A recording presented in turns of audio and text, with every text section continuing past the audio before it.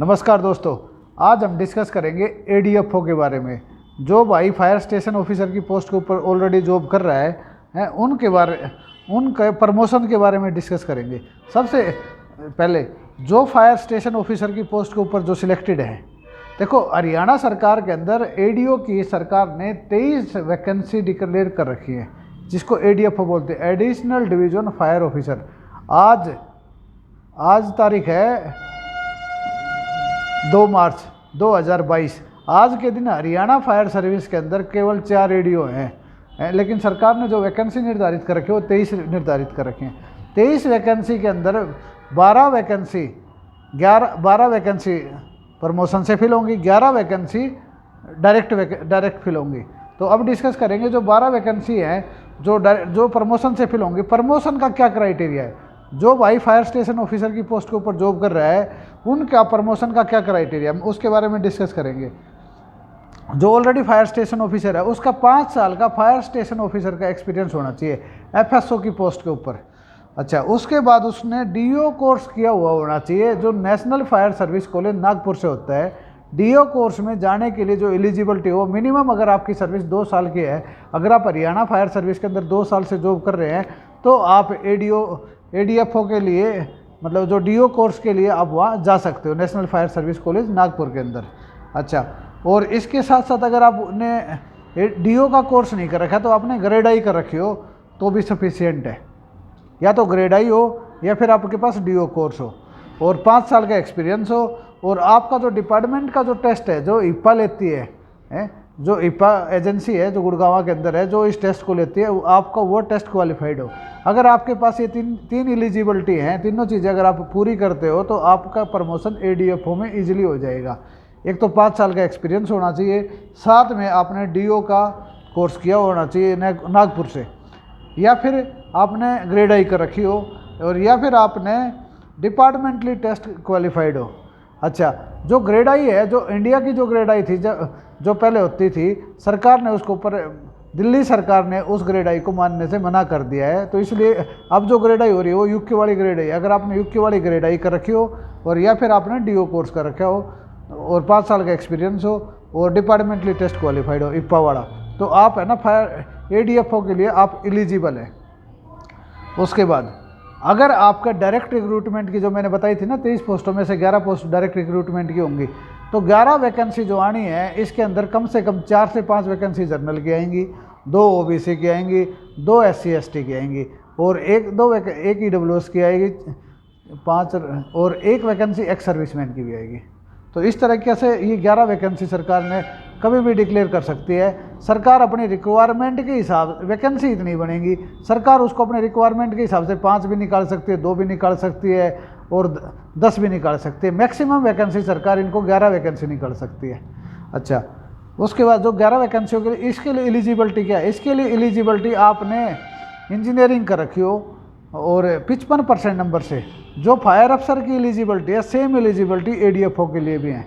इसके अंदर आपने बी या BTech fire technology and safety से, बी फायर से, या फिर BTech safety and fire engineering में अगर आपने कर रखी है तो आप सफिशिएंट है। इसके अलावा अगर आपने बीएससी नॉन मेडिकल या बीएससी मेडिकल से, जिसमें केमिस्ट्री आपने 3 ईयर पढ़ रखी है, इसके साथ साथ आपने ग्रेड आई कर रखी हो या यूके वाली ग्रेड आई कर रखी हो, या फिर आपका डीओ कोर्स हो, तो आप डायरेक्ट एलिजिबल हैं फायर स्टेशन ऑफिसर के लिए। मैं एक बार एलिजिबिलिटी ये एजुकेशन एलिजिबिलिटी दोबारा से बताना चाहूँगा। या तो आपने बी या बीटेक कर रखी हो फायर से, वो वैलिड है। अगर वो नहीं है तो आपने बीएससी कर रखी हो, बीएससी के साथ साथ आपने या तो ग्रेड आई कर रखी हो या यूके वाली ग्रेड आई कर रखी हो, या फिर आपने डीओ कोर्स कर रखा हो नागपुर से, तो भी आप एलिजिबल हैं। और आपने 10वीं क्लास के अंदर हिंदी और संस्कृत आपके पास एक सब्जेक्ट होना चाहिए, और आपकी जो हाइट है वो 170 सेंटीमीटर होनी चाहिए, और जो वेट है वो मिनिमम 54 किलो होना चाहिए, चेस्ट है वो 32 होनी चाहिए नॉर्मल, फुल आगे वो 34 हो सकती है, आई साइड 6/6 होनी चाहिए, और कलर ब्लाइंड नहीं होना चाहिए, और डिपार्टमेंटली टेस्ट क्वालिफाइड होना चाहिए। इस वैकेंसी के अंदर हैवी लाइसेंस की रिक्वायरमेंट नहीं है।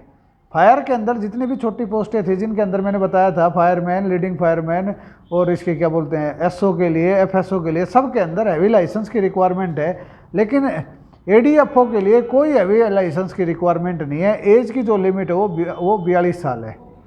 ठीक है।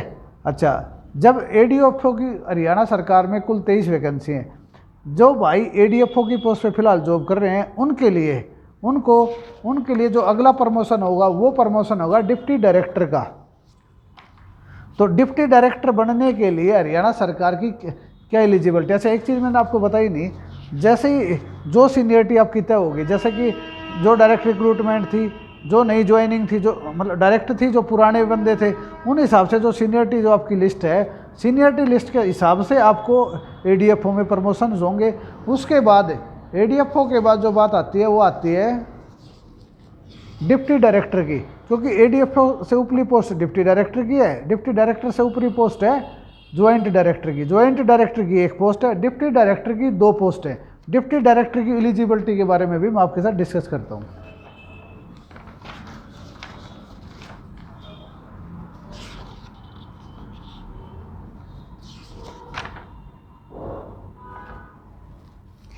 अच्छा, एडीएफओ में के लिए भी सरकार ने 33% वैकेंसी लेडीज़ के लिए निर्धारित कर दी गई है।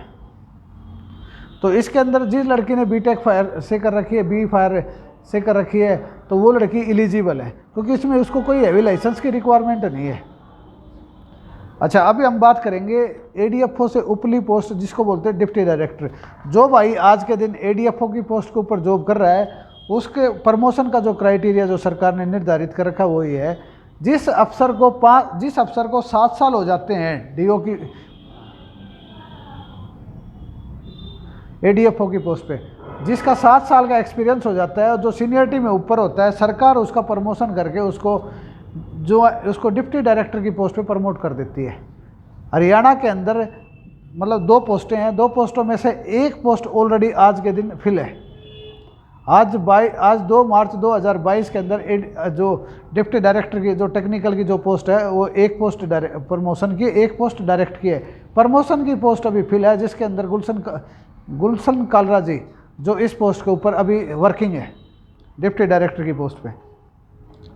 अच्छा, और जो एक पोस्ट जो डायरेक्ट है, जो सरकार ने अपने पास डायरेक्ट की वैकेंसी है, जब इसकी वैकेंसी निकलेगी, इसका मैं आपको एलिजिबिलिटी क्राइटेरिया भी इसका आपके साथ डिस्कस करना चाहूँगा।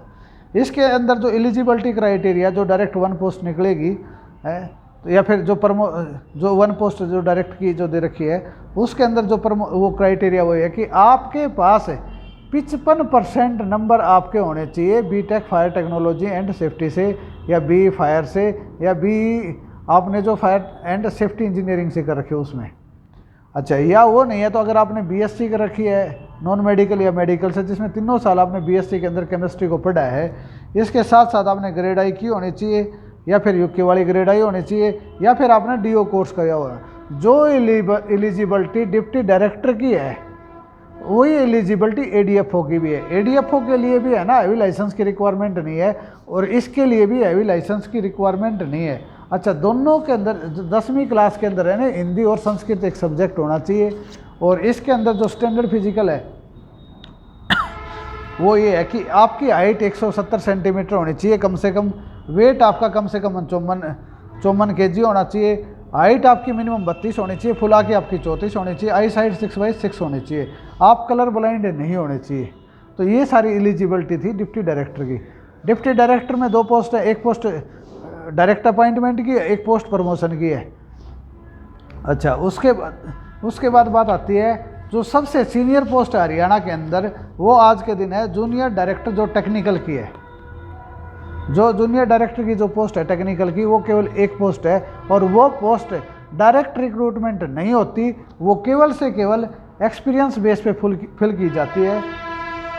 जिस डिप्टी डायरेक्टर का एक्सपीरियंस 5 साल का है, मिनिमम 5 साल का जिसका एक्सपीरियंस है, सरकार उसको ज्वाइंट डायरेक्टर की पोस्ट के ऊपर, टेक्निकल ज्वाइंट डायरेक्टर की पोस्ट पे प्रमोट कर देती है। तो अभी एक बार हम सारी चीज़ों के बारे में एक बार डिस्कस करते हैं। सबसे नीचे की पोस्ट से बताते हैं। सबसे नीचे की पोस्ट फायरमैन से ऊपर जो प्रमोशन होकर लीडिंग फायरमैन जाते हैं, लीडिंग फायरमैन के बाद एसओ जाते हैं, एसओ के बाद फायर स्टेशन ऑफिसर होते हैं, फायर स्टेशन ऑफिसर के बाद एडीएफओ होते हैं, एडीएफओ के बाद डिप्टी डायरेक्टर है, डिप्टी डायरेक्टर के बाद डायरेक्टर है। ठीक है। इन सब की पोस्टों के बारे में अगर आपको किसी भी पोस्ट का प्रमोशन के बारे में अगर आप कोई भी इन्फॉर्मेशन चाहते हो फायर से रिलेटेड, तो आप मुझसे संपर्क कर सकते हो। मेरा मोबाइल नंबर है 89373000 8930073000 है। और आप मेरे को कॉल कर सकते हैं। ADFO, डिप्टी डायरेक्टर और फायर स्टेशन ऑफिसर, इन पोस्टों के रिगार्डिंग अगर आपको कोई इन्फॉर्मेशन की रिक्वायरमेंट हो तो आप मेरे को डायरेक्ट कॉल कर सकते हैं सुबह 7 से 9 के बीच में, शाम को 7 से 9 के बीच में। जो भाई ऑलरेडी हरियाणा फायर में जॉब कर रहे हैं कृपया वो इस चीज़ के ऊपर ज़्यादा ध्यान दें, क्योंकि प्रमोशंस की जो पोस्टें आएंगी तो उनकी एलिजिबिलिटी की वजह से कहीं उनको दिक्कत ना हो। तो ये शायद मेरे हिसाब से उनके लिए ज़्यादा बेनिफिशियरी रहेंगी। धन्यवाद।